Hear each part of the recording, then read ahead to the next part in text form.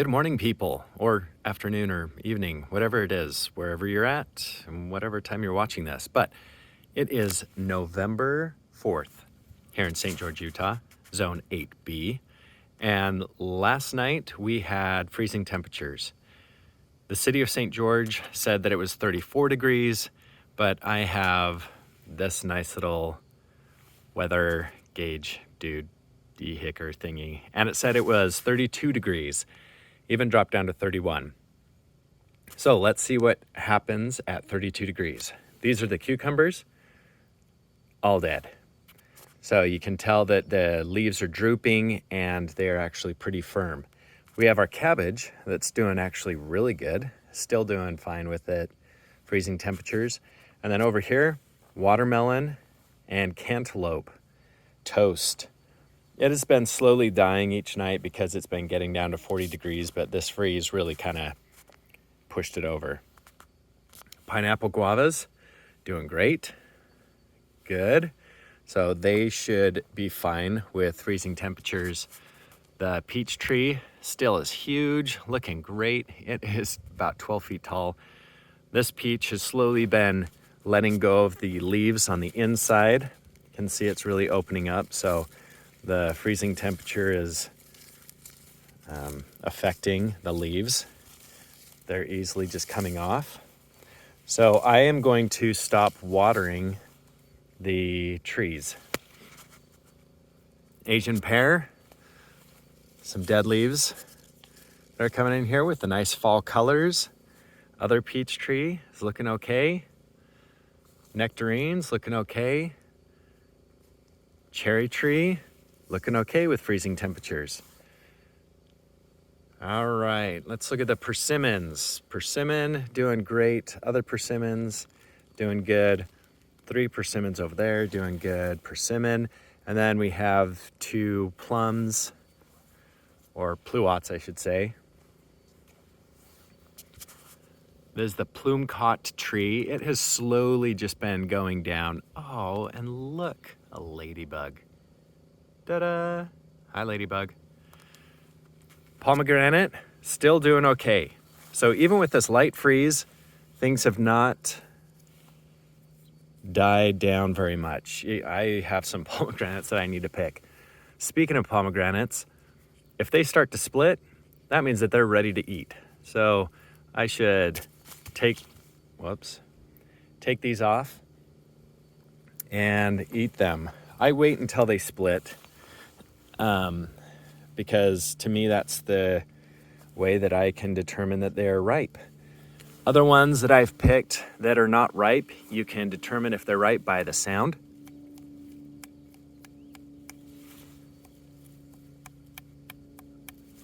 Sounds a little hollow, kind of like a watermelon. And also the coloring. So if the color is nice and red around it, and you have mostly brown at the bottom here, then that is another way to determine that it is ready to pick. Anyways, good old pomegranates. Love them. These 2 cherry trees, they're doing pretty good. They don't feel cold or frozen to the touch, which is nice. It means that they can still grow. Apricot, doing good. Other apricot, doing good. The 4-in-1 pluot combo feels pretty good. And new plum tree that I planted this summer, it also is doing good. Oh, and another ladybug. Yes, love it. Still doing good. Apple tree also doing really, really good. And if I come around the corner to this plum, this is a Santa Rosa plum, and it also is doing good. I'm trying to get a good angle on this, but it is so big. It's at 12 feet. Can't wait to prune this thing down a little bit. And then when I get fruit on it, it will stay a little bit smaller. All right, comfrey, doing stellar work. Look at the comfrey. This thing is just like grown like a banshee. It's a little a little lazy, maybe because of the freeze. And if we go back here, jujube. So the jujube with the freeze actually is doing pretty good. If we have another freeze tonight, I'm pretty sure the jujube is going to lose all of its leaves and go into dormancy. And then we have this flavor grenade pluot, which is doing gravy. And if we go to the grapes, this is the razzmatazz grapevine. It's doing pretty good. It's all new growth this year. The gopher ate it all, and then it started to grow back, which is great. And my other grapevines, they seem to be doing okay. This is a good sign of freezing. They don't feel frozen right now, but these are probably toast. Other grapevines seem to be doing okay. Oh, and I wanted to show this. Late in November, look at that grape cluster. I'm gonna eat this little red one right here. I just let things grow. And if they don't make it, they don't make it. And that's okay. And look at this beautiful red color. Woo! Awesome. All right, this is the lower orchard. So things did hold up pretty well in our light freeze. I'm gonna pick some more pomegranates, and then I'll take you to the orchard up on top of the hill. Oh, I forgot to talk about these guys, the pawpaws. All right, let's go and look at the pawpaws and see how they're doing, and then we'll go to the top and look at the other ones. Here's the big bird, or free bird, not big bird. Free bird pawpaw, doing good. Look at that. And our little guy that's growing under here, nice. Look at that.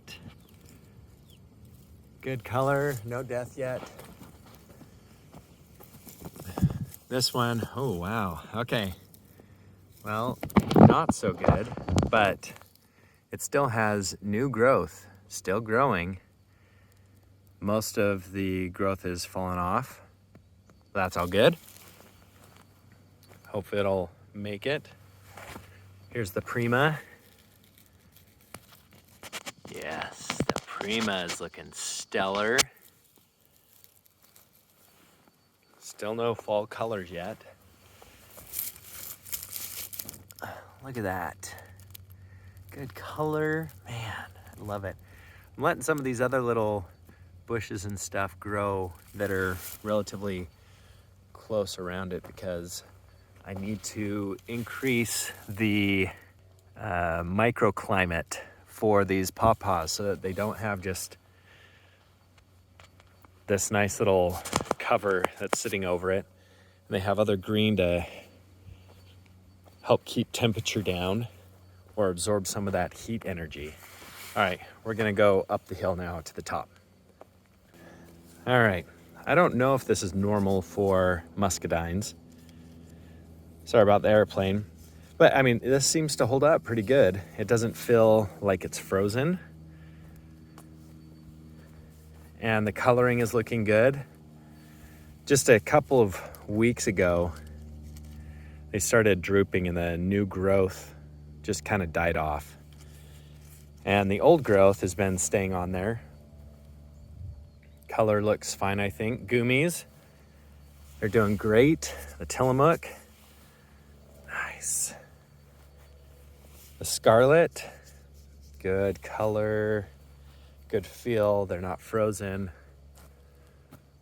Other muscadine, it's doing good. I mean, this is not too big of a vine, but it's big enough to be able to support itself. Next year, I'll have some more good growth and maybe even some fruit, who knows? Hello, Logia. I don't know how to pronounce it. And then, yes, this persimmon and the Raven persimmon. Look at this thing, dude, it's huge. 6 feet tall, biggest persimmon that I have. This is the Izu, so I have a non-astringent and an astringent. And I did that for a reason, so that birds, when they come and eat it, this one's gonna be orange, this one's gonna be black on the fruit. They'll eat that, or they'll eat this one and not want to eat either of them because this one is astringent. Well, at least that's the theory, that they won't eat it. All right, look at this ever-sweet pomegranate. It's huge. Not as tall, but it's 5 feet, really stable. And there's the Parfianca. Parfianca still feels good. We even have some newish growth going on there. Here we go with the Avatar. I'm trying to stay out of the sunlight with these, but the Avatar is looking good. The leaves feel pretty thin. Growth is okay. I think they've stopped growing. And there's the Susquehanna. Comfrey, doing good. And now we're going to the Spice Z, Nectaplum. A little over 6 feet. Same thing with the Indian Free Peach and the wonderful Flat Peach. Can see some fall changing of colors in here. So nice. And now the Pluaries, they have been struggling a little bit the last couple of weeks. You can see all of this stuff there easily coming off. I think they're just starting to go into dormancy, and they realize that it's dormancy time. But I'm gonna come out here in a couple of weeks and remove all of the leaves so that I can get the amount of chill required for these guys. Because here in the desert, for some reason, the leaves like to stay on the trees, and I think they'll help insulate the temperature. So I want to increase exposure to the cold. And so I'll just, with some of them, I'll run my hand up like this and remove all of the leaves that are on there. And when they get more into the fall period or fall time, that in a couple of weeks when temperatures are almost freezing at night, every night, then they easily come off. But good growth on the top. Go Pluaries. Nice. And here are the Apriums, Cotton Candy. Good growth. Look at that. No effect from the freeze. Here, it has been looking like this. Some of the tips decided to die off, and then others started to grow. So I don't know if that's a root issue or what, but some of these sound like they're about to fall off, even though they're not. Here's the Flavor Delight. Spacing on this thing is awesome. I mean, I won't have to do much pruning on this. And the other jujube. So you can see that it's already starting to give up the ghost. Here it's turning more yellow, and some of the areas are green, but overall it's starting to yellow up a little bit. And then we have the mulberries. I just planted these a month ago, and they've already grown out a little bit more. I'm gonna post the video of planting mulberries this next week, of planting these mulberries, and we'll get things going. Here's the world's best mulberry, and check it out. Look at that, if I can zoom in on it. Yay, fruit. I don't know if I'll be able to eat it. It looks pretty, yeah, it's pretty firm. But it's nice that it's producing fruit, so now I know that it's a female variety. Okay, beyond that, let's take a look at the orchard from this back view and the side view.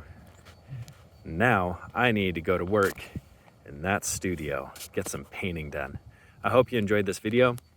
Noticing that a light freeze doesn't do very much. We will see in the next week when it freezes at other evenings and see what happens. I'll keep you updated.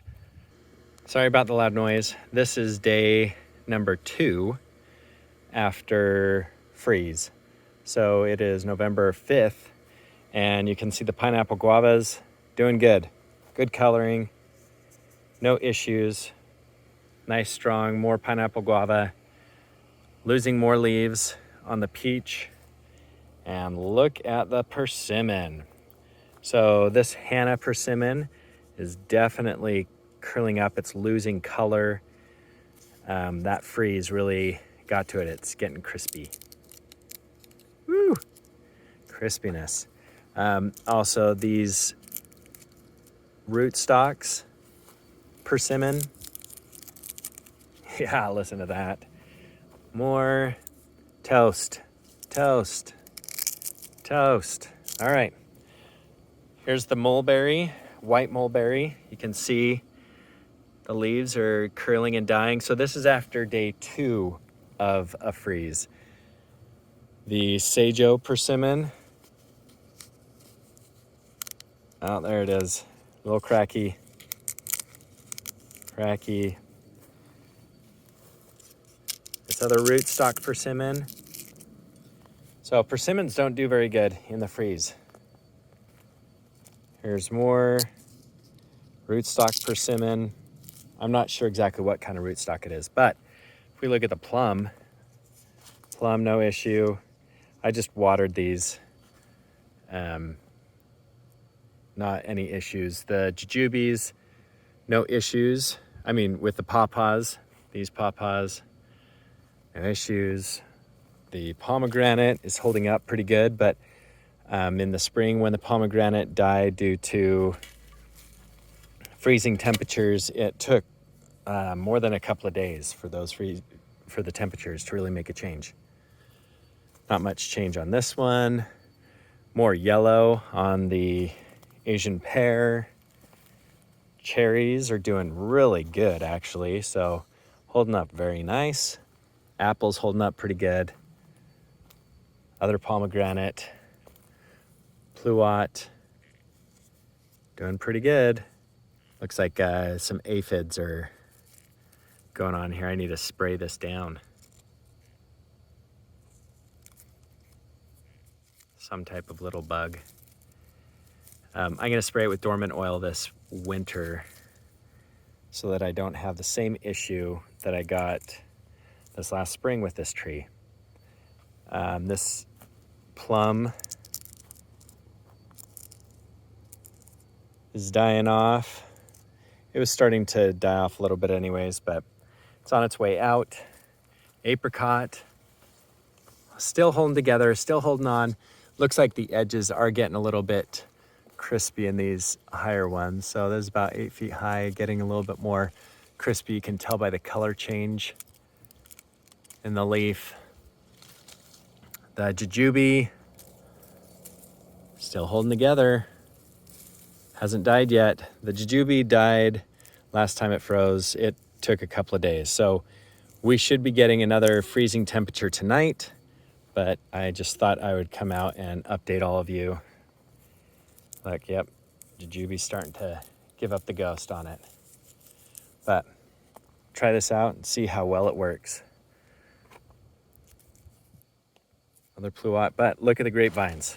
Toast, toast. All the grapevines. Death, death, death. All right, I have family that's here. I'm gonna go and say hi to them, but I hope this helps out. Vines don't do very good in freezing temperatures. Look at all this death that's going on around here. I'll show you what's going on up high. I'll show you what's going on up high.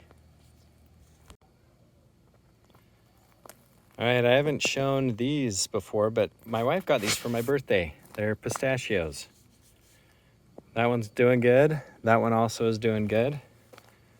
Let's go up here and see what's going on with all these guys.